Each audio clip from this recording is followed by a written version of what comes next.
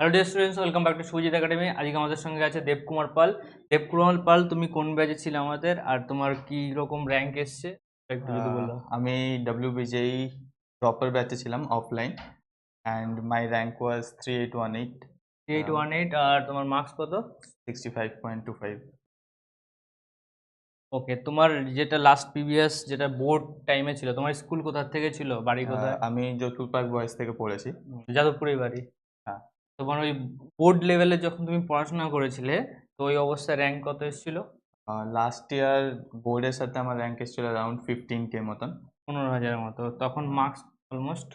তখন marks almost 35-36 এরকম marks ছিল। ওখান থেকে এই যে ইমপ্রুভমেন্ট জার্নি, এতটা বড় ভালো র্যাঙ্ক, এবার তোমার এই জার্নি প্রিপারেশনটা তুমি কিভাবে করেছো, আর কি কি কি ফ্যাক্টর ছিল, আর আরো কি মিস্টেক করেছো যাতে আরো যেন ভালো হতো, বা নেক্সটে যারা অ্যাডমিশন হচ্ছে তাদের কাছে ওই জিনিসটা দরকার, কি কি দরকার, সেটা যদি ভালো করে ব্রিফলি বলো। যখন লাস্ট ইয়ার এরকম র্যাঙ্ক আসে তখন আমি WBJE মানে শুভজিৎ একাডেমির ব্যাপারে জানতে পারি। অ্যান্ড আমি এখানে যেহেতু কাছাকাছি, যাদবপুরের কাছেই, তো আমি অফলাইনে অ্যাডমিশন নিই এখানে। অ্যান্ড ডেইলি ক্লাসেস অ্যাটেন্ড করতাম অ্যান্ড ডিপিপিস যা সব থাকতো বা নোটস যেগুলো থাকতো প্রোভাইড করা হতো আমাদেরকে PDF ফরম্যাটে, সেগুলো ভালো করে দেখতাম, করতাম। অ্যান্ড মোরালেস কোয়েশ্চেন্স প্র্যাকটিস ক্লাস করেছি। যেইগুলো চলতো, ক্লাসের পর হ্যাঁ। ধরে নাও ক্লাস প্ল্যানিং কি ছিল, আমাদের প্রায় সব দিনই ক্লাস থাকতো। হুম। তো ক্লাস প্লাস মক টেস্টটা কিরকম ভাবে তুমি করতে, বা এখানে কিভাবে চলতো? এখানে প্রায় মাসে 2টো করে মক টেস্ট নেওয়া হতো। ফুল টেস্ট। ফুল টেস্ট নেওয়া হতো হুম। যতটা পড়ানো হয়েছে তার বেসিসে। আবার ছোট ছোট টেস্ট যেগুলো থাকে। হ্যাঁ, ছোট ছোট যেগুলো টেস্ট থাকে সেগুলো আহ, যেটা পড়ানো হয়েছে একদিন, হুম। নেক্সট দিন সেটার বেসিসে টেস্ট হতো। তো সেরকম পড়ে আসতাম, ক্লাস নোটস রিভাইজ করে আসতাম অ্যান্ড ডিপিপিস এসব সলভ করে ওইগুলো আসতাম। কতটা ইম্পর্টেন্ট, ক্লাস তারপর টেস্ট? সেগুলো অনেক বেশি ইম্পর্টেন্ট আমার মনে হয়েছে, কারণ সেই রিলেটেড বা কিছু কিছু ডাইরেক্ট একদম কোশ্চেন্স আমি পেয়েছি এক্সাম হলে। WBJE-তে। তো সেই জন্য কনফিডেন্স একটু বেশি ছিল যে হুম। সিমিলার কোশ্চেন্স এসে করতে পারছি। আর তোমার যেই মেনে অ্যান্ড কত পার্সেন্টাইল এসছে? যেই মাইনে আমার অ্যারাউন্ড 95.5 পার্সেন্টাইল এসেছিল, হুম। অ্যারাউন্ড 155 মার্কস ছিল। আর অ্যাডভান্স কেমন গেছে? অ্যাডভান্স মোটামুটি ভালো গেছে, এবার দেখা রেজাল্ট যাক। আসলে বোঝা যাবে সেটা। অ্যাডভান্সের রেজাল্ট কবে আছে? 9th 9th। 9 জুন।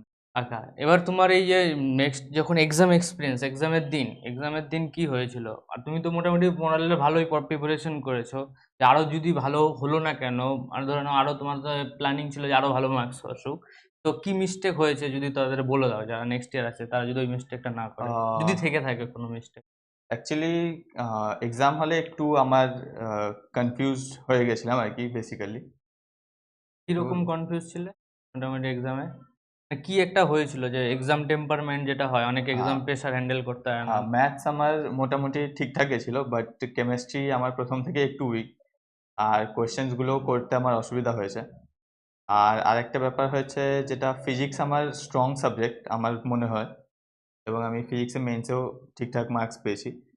বাট এখানে এসে কিছুগুলো কোয়েশ্চেন্স ইজি ছিল, যেটা সবার জন্যই ইজি।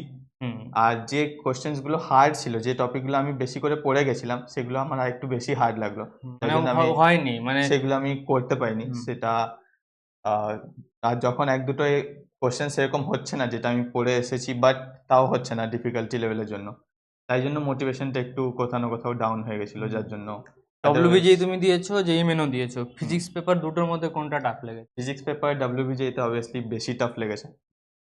আর এই আর এই যে মেন্সে টাফ তো লাগছে এর জন্য মানে কিছু কোশ্চেন খুব টাফ থাকে, মেন্সে যেরকম ইজি থাকে।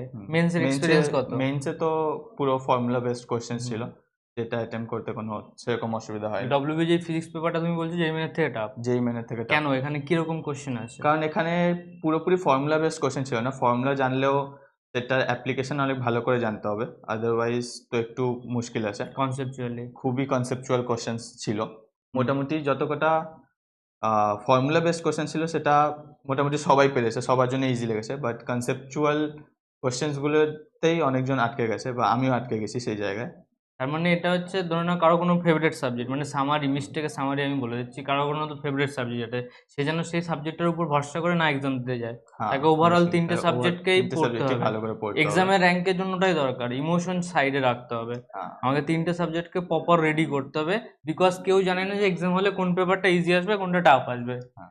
বিশেষ করে কেমিস্ট্রিতে অনেকজন পড়তে চায় না কি হুম, যে আহ, ভালো লাগে না, ভালো লাগে না বা অনেক মুখস্থ করা আছে, অনেক হুম, এক্সেপশনস আছে, কিন্তু তাই জন্য মার্কস কেমিস্ট্রি দিচ্ছে। মার্কস কেমিস্ট্রি দিবে। হুম, তিনটে সাবজেক্টকে পুরো ওভারঅল করে পড়বে। এবার ডব্লিউবিজিতে ম্যাথামেটিক্সে ওই টেস্টটা বেশি থাকে, তো ওর জন্য তো ম্যাথ তো স্ট্রং হতেই হবে। এই মোটামুটি তোমার মার্কস কিরকম এসছে ম্যাথ, ফিজিক্স, কেমিস্ট্রি? ম্যাথসে অ্যারাউন্ড 27-28 অ্যারাউন্ড এসছে, আর ওই আর দুটোতে? ফিজিক্স কেমিস্ট্রিতে 36 অ্যারাউন্ড এরকম তার মানে এসছে। মার্কস কিন্তু ওখান থেকে বেশি আসছে। তো তিনটে সাবজেক্টকে প্রপার পড়বে। আর নেক্সট ইয়ার যারা অ্যাডমিশন নেবে বা পড়াশোনা শুরু করে দিয়েছে ব্যাচে, তাদের যদি তুমি ছোট করে অ্যাডভাইস দিয়ে দাও ওরা কিভাবে করবে? কমপ্লিটলি ফলো স্যার, স্যার যেরকম বলবেন, যেভাবে বলবেন সেইভাবেই যদি সেরকমভাবে করে যায় সবাই, তাহলে আশা করি মানে মোটামুটি সবাই একটা ভালো জায়গায় পৌঁছে যাবে অবভিয়াসলি। নিজের প্রিভিয়াস জায়গা যেটা ছিল প্রিভিয়াস এর থেকে ইমপ্রুভ যারা তো ড্রপ হবেই। নিচ্ছে হুম। তারা প্রিভিয়াস ইয়ারে যেরকম রেজাল্ট করেছিল তার থেকে অনেক বেটার রেজাল্ট করতে পারবে। কারণ আমিও বলছি না যে খুব ভালো আমি রেজাল্ট করেছি, বাট আমি অনেকটা ইমপ্রুভ করতে পেরেছি। অ্যান্ড সেটা অবভিয়াসলি স্যারের জন্যই পসিবল হয়েছে। কারণ এখানে যা পড়ানো হয়, যা মক টেস্ট হয়, যা কোয়েশ্চেন্স হয়, মক টেস্টগুলো দেওয়ার পরে আবার বাড়িতে গিয়ে সেগুলোকে দেখা, সেগুলোকে সলভ করা। আমি মোটামুটি প্রায় সব মক টেস্টই সলভ করেছিলাম বাড়িতে গিয়ে, যেগুলো পেরেছি, পারিনি সেখান থেকে অনেক কিছু শিখতে পেরেছি। পিওয়াইকিউ করেছিলে সব? পিওয়াইকিউজ আমি মোটামুটি ২ বার মতো ৩ বার মতো করেছিলাম। ২-৩ বার করেছিলাম। তুমি কি প্রেফারেন্স নিচ্ছ ইন ফিউচার, যাদবপুর বা অন্য কোনো কলেজ? আ এই র্যাঙ্কে তো তুমি ভালো কলেজ অন্য কল্যাণী বা জলপাইগুড়িতে আরামসে পেয়ে যাচ্ছ, যাদবপুরে তুমি হয়তো লোয়ার ব্রাঞ্চ পাচ্ছ, তুমি কি প্ল্যানিং রাখছো?